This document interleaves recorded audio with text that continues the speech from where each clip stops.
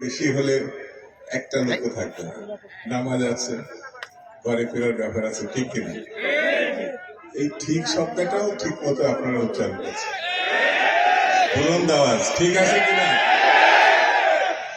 এটাই হলো আসল বিএনপি। এই যে আজকে এত সুন্দর এখানকার নেতৃবৃন্দরা এত সুন্দর একটা সভা করলো, জনসমাবেশ করলো, আমি যদি মাইন্ড না করেন একটা কথা বলি, মাইন্ড করবেন? আমি লক্ষ্য করছিলাম বসে বসে, আমার দিকে যারা খেয়াল করেছেন তারা দেখছে এত সুন্দর বক্তৃতা হচ্ছে, এত ভালো কথা হচ্ছে, এত বিষয়গুলি নিয়ে আলাপ হচ্ছে, শেষ করার সময় আপনার টালি না, এত টালি, এই একজন দুজন দেন তিনজন না, শব্দ হয় না, একটা হাঁটু ছাড়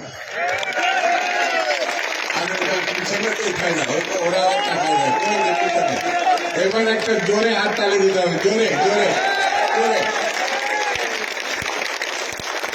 এটা কেন দিলেন?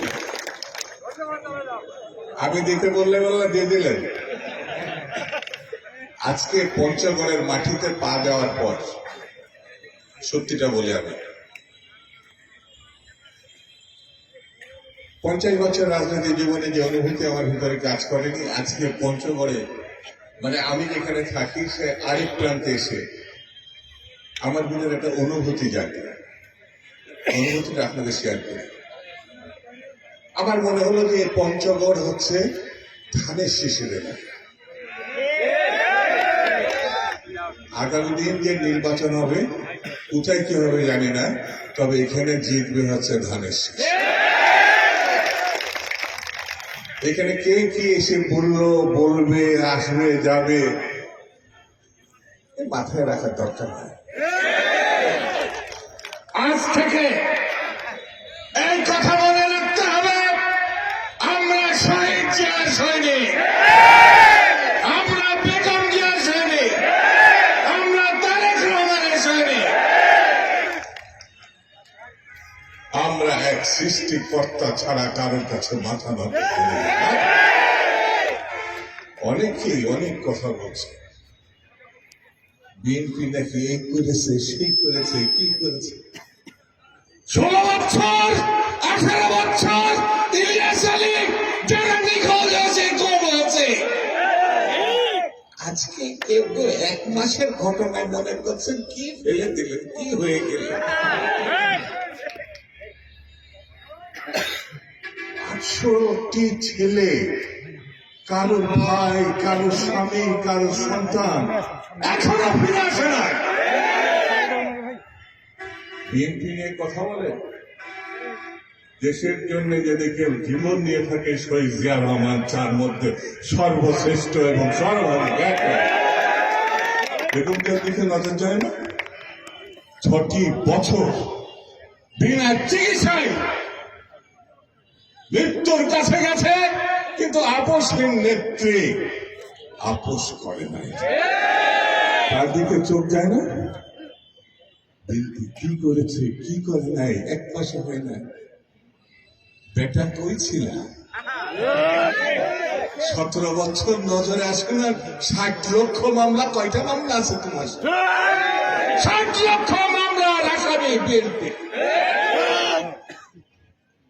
ঘরে ঘুমাতে পারে না,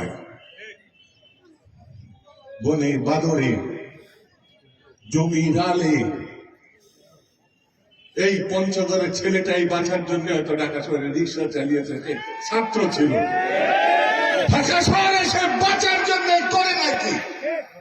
সে বিএনপি, সে ছাত্র দলের, সে যুব দলের, কৃষক দলের, শ্রমিক দলের। আমার বোনটা একা একা তার সন্তান থেকে নিতে গেছে, স্বামীর দেখা পায় না, কিন্তু সে আপোষ করে নাই। সে তার সন্তান থেকেছে, কিন্তু স্বামীকে কখনো সে বকে নাই। মা তার সন্তানকে বকে নাই। এখানে এমনি এমনি আপনার বাংলাদেশ মুক্ত হয়ে গেল। কয়টা ছেলে না বলো, কয়টা? এতই যদি শক্তি, এতই যদি ক্ষমতা, ইলেকশনের বিরোধিতা করেন কেন? হ্যাঁ, বিরোধিতা করেন কেন? পার্টি পার্টি বানাবেন, ঘোষণা করবেন, সরকার সমর্থন দেবে, তারপরে বুঝে দেখবেন ইলেকশন করবেন কিনা। না, বিএনপিকে চিনেন না এখন। হাসিনা 90 সালের গণঅভ্যুত্থানের পরে কলকাতা বিমানবন্দরে সাংবাদিকের প্রশ্নের জবাবে বলেছিল, সাংবাদিকরা জিজ্ঞেস করছিল বিএনপি খবর কি, বিএনপি কয়টা সিট পাবে? হাসিনা পাত্তাই না, এটা আমার পার্টি 10টার বেশি পাবে। 91 সালে যখন ইলেকশন হলো, তার আগে কিন্তু আওয়ামী লীগ মন্ত্রী পরিষদও গঠন করে ফেলেছে, জিতবে তো গঠন।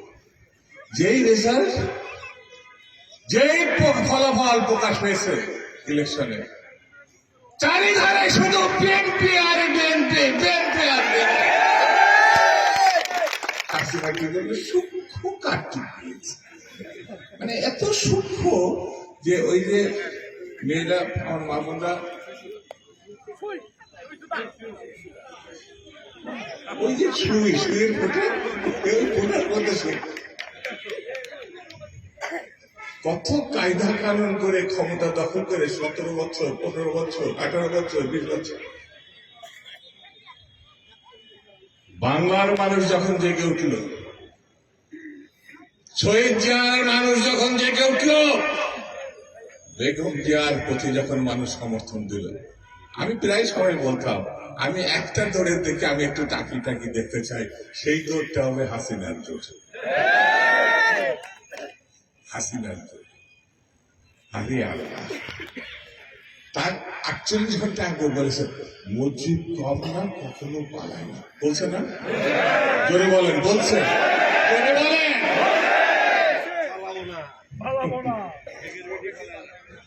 এখনো আবার এই যে কে যেন বক্তৃতা করছে, কি আমাদের আমিনুলই বসে ঠুস করে ঢুকিয়ে বলবে, ঠুস করে ঢুকিয়ে বলবে, ফুস করে। এই ঠুস চাষের দেশ বাংলাদেশ না। আসবেন, বরণ করবো, বিচার হবে, ফাঁসি কাস্টে একটা দুটো মারেন না তো, হাজার হাজার গণহত্যা করেছে, গণহত্যা করেছে। একটা ব্যাংক নাই যেখানে টাকা আছে, এত বড় চোরাই পরিবার, একটা মানুষ দেখেন তো, বাড়ির লোক 400 কোটি টাকা চুরি করেছে। হাসিনার 2 ছেলে মেয়ে সংসারও টেকে নাই। বললে আবার বলবে যে দুই ভাই সংসারের কথা বলছে।